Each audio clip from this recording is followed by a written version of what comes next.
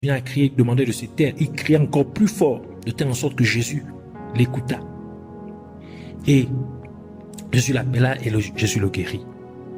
Une grande foi ou une foi forte,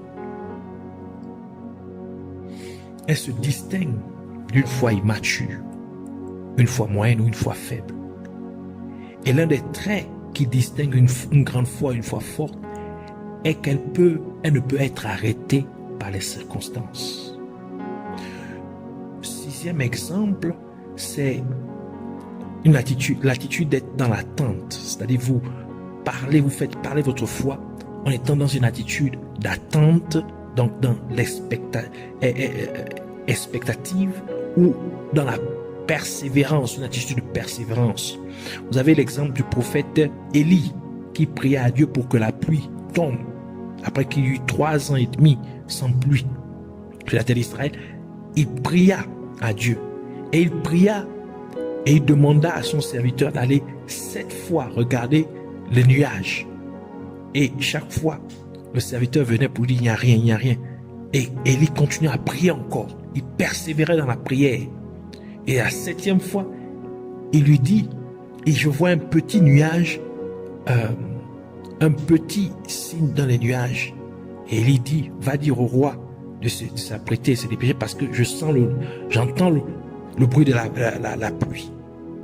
Donc, Élie a persévéré. Et la pluie tomba, une grande pluie, après 3 ans et demi, sans pluie. Prier sans s'attendre à une percée est comme une prière morte. Vous priez parce que vous croyez en Dieu qui va vous répondre.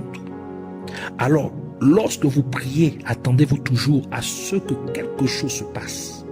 Et parfois, vous devez insister ou persister dans votre prière parce que vous êtes sûr que Dieu vous répondra, quel que soit le temps qu'il faudra pour prier. Continuez d'appuyer car vous êtes certain que la réponse viendra.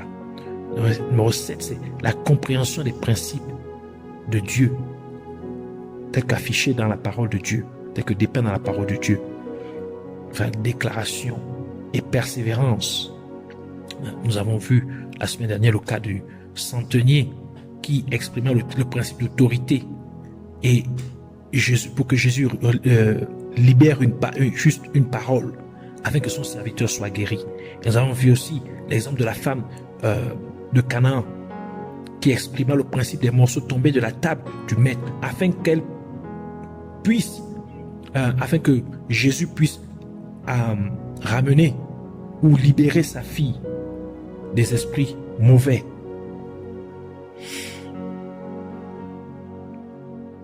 Numéro 8, le 8e exemple, c'est le choix. La qualité de son choix, c'est-à-dire le choix de suivre la voie ou la volonté de Dieu malgré la souffrance et le refus de jouir de la gloire et de la richesse temporaire comme Moïse le fit. Hébreux chapitre 11 verset 24 à 27 qui dit: par la foi Moïse arrivé à l'âge adulte refusa d'être appelé fils de la fille de Pharaon, choisit plutôt de souffrir l'affliction avec le peuple de Dieu que de jouir des plaisirs du péché pendant un temps, estimant le propre de Christ de plus grande richesse que les trésors de l'Égypte, car il avait du respect pour la récompense. Par la foi, il abandonna l'Égypte et ne craignant pas la colère du roi, car il endurait comme voyant celui qui est invisible. Donc il avait foi en Dieu. Il exprima sa foi en faisant un choix de ne pas jouir des richesses ou des biens temporaires, mais de plutôt souffrir avec le peuple que Dieu avait choisi. 9e exemple, c'est l'obéissance et déclaration. Hébreux chapitre 11 verset 17 à 19 qui dit: par la foi Abraham, lorsqu'il fut éprouvé, offrit Isaac. Donc il obéit à Dieu parce que Dieu lui avait demandé d'offrir son fils. Et celui qui avait reçu les promesses offrit son fils unique dont il a été dit, quand Isaac ta postérité sera appelée. Il pensait que Dieu est puissant même pour ressusciter les morts, aussi le recouvra-t-il par une sorte de résurrection. Et finalement, numéro 10, c'est apprêté pour le miracle. Hébreux chapitre 11 verset 7 qui dit: par la foi Noé averti de Dieu de choses encore inconnues, ému de crainte, prépara une arche pour sauver sa maison, par lequel il a condamné le monde et est devenu l'héritier de la justice qui est par la foi.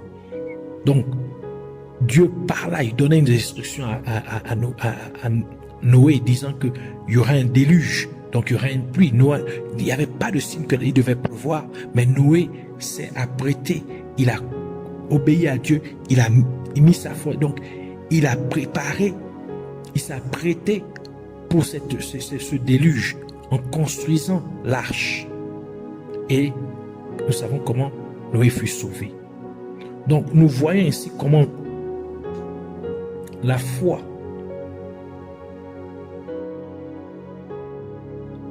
est exprimée de différentes manières. Donc le langage de la foi est manifesté de différentes manières. Ainsi, nous devons donc faire parler notre foi. Nous devons exprimer notre foi. Notre foi ne doit pas demeurer enfouie en nous, cachée dans notre cœur, parce que c'est dans notre cœur que nous croyons. Mais aussi longtemps que notre foi est enfouie, elle n'a pas de valeur. Elle doit être exprimée au travers de nos actions, nos comportements ou encore nos paroles. Et nos paroles doivent être en conformité avec ce que nous croyons. Notre manière de nous composer doit être en conformité avec ce que nous croyons. Sinon, nous annulons notre foi. Donc, nous devons faire parler notre foi. La foi est un langage. La foi est une manière de s'exprimer. Nous avons vu différentes manières de pouvoir exprimer notre foi. Une différente manière biblique. Alors, nous voulons ici prier. Alors, vous allez répéter après moi au nom de Jésus-Christ. Béni soit ton Saint-Nom, ô Jéhovah. Je te remercie au nom de Jésus pour la grâce que tu m'as donnée d'en savoir plus sur ce merveilleux outil appelé la foi et de connaître également son expression. Je crois au nom de Jésus que ma vie se transforme de gloire en gloire grâce à cet enseignement que j'ai reçu. Et cette parole est pour toujours ancrée dans mon cœur. Et aucun voleur ne viendra me la dérober au nom de Jésus-Christ. Je te prie, Père Céleste, que tu amènes tout en moi à être un ustensile pour exprimer une foi grande, une foi forte au nom de Jésus. Puisses-tu faire en sorte que chaque partie de moi s'aligne sur ta volonté de me voir opérer dans la foi. Que tout mon être, que tout dans mon être entier soit toujours prêt à parler le langage de la foi, présentant une foi grande et une foi forte au nom de Jésus. Je décrète au nom de Jésus-Christ que j'exprime ma foi à travers mes attitudes. Je parle le langage de la foi à travers mes actions. Je parle le langage de la foi à travers mon comportement. Je parle le langage de la foi à travers mes paroles. Chaque partie de moi agit avec foi, exprime la foi et dépeint la foi au nom de Jésus. Quand je marche, j'exprime la foi. Quand je parle, j'exprime la foi. L'expression de mon visage montre que j'ai la foi en Dieu au nom de Jésus. Je parle le langage de la foi en louant Dieu, bien que rien ne semble aller. Je parle le langage de la foi en exprimant ma joie quand il ne semble y avoir aucune raison d'être joyeux. Je parle le langage de la foi à travers l'expression de la connaissance et de la compréhension des principes de Dieu. Je parle le langage de la foi à travers la qualité de mon offrande, bien qu'il puisse sembler que je n'en ai pas assez. Pourtant, j'offre le meilleur que j'ai à Dieu avec joie. Je déclare au nom de Jésus que ma foi n'est pas morte, mais bien vivante et brille à jamais. Je dépeins une foi exceptionnelle pour un miracle exceptionnel au nom de Jésus-Christ. Merci encore.